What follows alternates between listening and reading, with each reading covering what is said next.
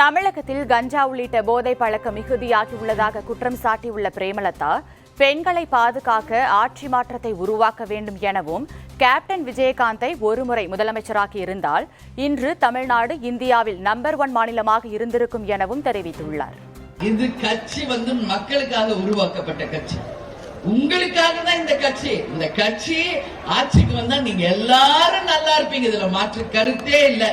நீங்க எல்லாம் ஒரு வாட்டி கேப்டனை முதலமைச்சர் ஆக்கி இருந்தீங்கன்னா இன்னைக்கு தமிழ்நாடு தான் இந்தியாவில் நம்பர் 1 கொண்டு வந்திருப்பார் தலைவர். ஆனா நீங்க வாய்ப்பு கொடுக்கல. ஆனா நான் சொல்றேன், இழந்தது தலைவர் இல்ல, இழந்தது தமிழ்நாடும் தமிழக மக்களும் தான். ஒரு நல்ல முதல்வரை இழந்துட்டீங்க. ஆனாலும் நான் சொல்றேன், அவர் எங்கும் போகல, தெய்வமாக நம்ம அத்தனை பேர் உயிர் மூச்சில நம்ம உணர்வோடு நம்மளுடைய ரத்தத்துல கலந்திருக்கிறார் நமது கேப்டன் அவர்கள். கஞ்சா, போதை, டாஸ்மாக், செயின் புடுங்கிறது, பெண்களுக்கு பாதுகாப்பு இல்லாத ஒரு சூழ்நிலை இன்னைக்கு தமிழ்நாட்டில் இருக்கு. இது அத்தனையும் ஒழித்து, என் சகோதரிகளே, உங்க வீட்டு பெண்ணா நான் சொல்றேன், உங்கள் கஷ்டத்தை தீர்க்க ஒரு பெண் கஷ்டம் ஒரு பெண்ணுக்கு தான் தெரியும் என்பதை சொல்றேன்.